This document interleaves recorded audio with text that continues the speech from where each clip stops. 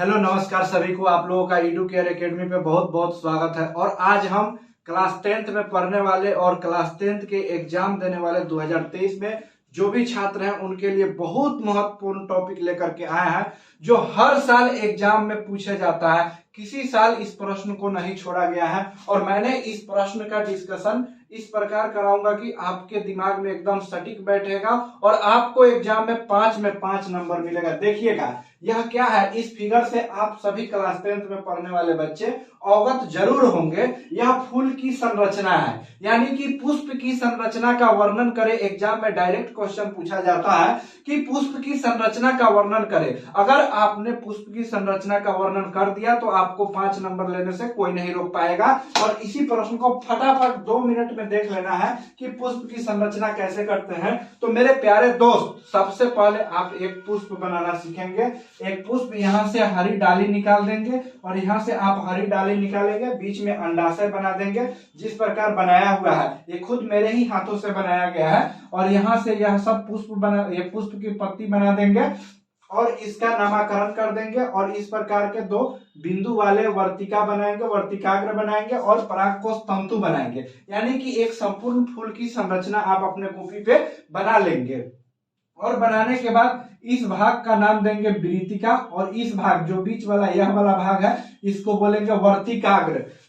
वर्तिकाग्र इसका नाम देंगे वर्तिकाग्र और इसका नाम देंगे परागकोश तंतु। और इसके दोनों मिल करके एक सम्मिलित रूप बनेगा जिसका नाम होता है पुंकेसर। तो इसके बाद में हम और भी बातें इससे जानेंगे कि क्या पुष्प इंसान की तरह बच्चा पैदा करता है? क्या पुष्प इंसान की तरह या जानवर की तरह या मुर्गी की तरह अंडा देती है? तो दूसरा पुष्प कैसे तैयार होता है? इन सारी प्रश्नों को हम जवाब देंगे यहाँ से आपके लिए। तो सबसे पहले आपके एग्जाम में एक प्रश्न आता है कि पुष्प की संरचना का वर्णन करें। तो पुष्प की संरचना बना देंगे, यहाँ से अंडाशय बना देंगे और यहाँ से पंखुड़ी बना देंगे, परागकोश के तंतु, वर्तिका बना देंगे और वृत्तिका बना देंगे। तो यह संपूर्ण पुष्प की संरचना आपके सामने रेडी हो गया। यह क्वेश्चन पूछा गया है 2018 में कि पुष्प की संरचना का वर्णन करें और बीएससीबी 2018 एकदम सचित्र वर्णन करने के लिए पूछ लिया है यह प्रश्न। तो आप पुष्प की, अब यहाँ से जब पुष्प की संरचना पढ़ेंगे तो उसके बाद पुष्प के प्रकार कितने प्रकार के होता है, यानी कि पुष्प कितने प्रकार के होता है। पुष्प 2 प्रकार के होता है। पहला उभयलिंगी पुष्प। पहला उभयलिंगी पुष्प, इसमें क्या होता है, इसमें स्त्री केसर और पुंकेसर दोनों उपस्थित होते हैं।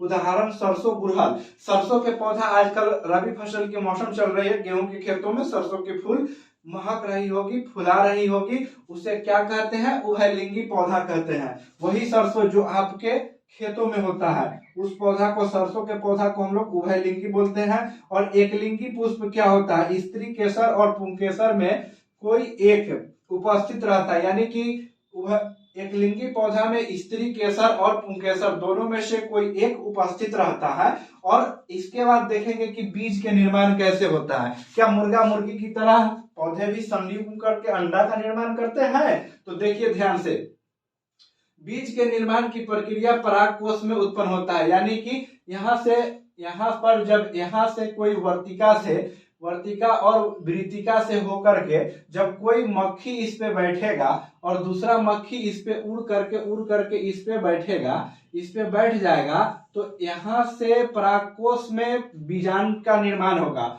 और इस नली के माध्यम से इसका बीज यहाँ पे आएगा और यहाँ पे भ्रूण का निर्माण करेगा और इसमें अंडा बनना शुरू हो जाएगा, जिसे हम लोग बीजांड बोलते हैं। इस बीजांड में निर्माण होता है और निर्माण होकर के एक बड़े से क्या होता है? बीज का निर्माण होता है। और देखेंगे कि परागकोश में उत्पन्न परागकण हवा, पानी या जंतु के द्वारा उसी फूल के वर्तिका परागकण पर स्थानांतरित हो जाता है। ठीक है।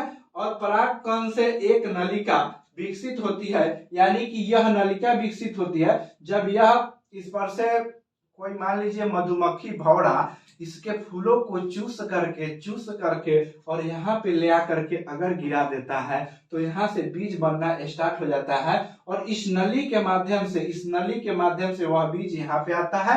यहाँ पे उसको भरपूर पोषण तत्व मिलता है और वह वृद्धि करने लगता है। इसी प्रक्रिया को पोलिनेशन बोलते हैं। परागकण से एक नलिका विकसित होती है, चलो यह बात हो गया, और वर्तिका से होते हुए बीजांड तक पहुंचती है और अंडाशय से एक अंदर नर और मादा युग्मक के निषेचन होता है और अंडाशय के अंदर यह आता है तो मेल और फीमेल का रिप्रोडक्शन सिस्टम होता है, यानी कि मेल और फीमेल का गैमिट युग्म का निर्माण होता है और युग्मज से जब ये वृद्धि करेगा तो बच्चा के निर्माण करेगा। अब यहाँ से यह परागकण से एक नलिका के द्वारा विकसित होकर बीजांड तक पहुंच गया। अंडाशय के अंदर नर और मादा युग्मक में निषेचन होता है तथा युग्मज के निर्माण होता है। युग्मज में विभाजन होकर के भ्रूण का निर्माण होता है और अंडाशय में फल बन जाता है। तो कहिएगा कि इतना बात आप समझा दिए, हम जितना बात समझाए या 5 नंबर आपका पक्का किया है।